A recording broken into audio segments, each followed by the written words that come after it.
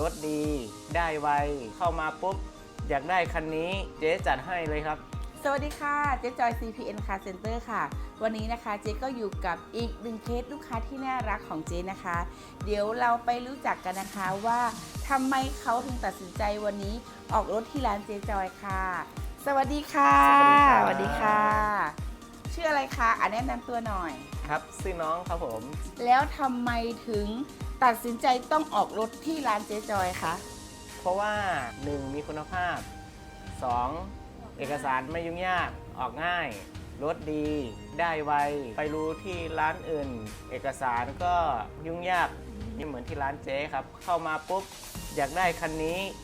เจ๊จัดให้เลยครับบริการดีมากครับน่ารักยิ้มแย้มแจ่มใสครับ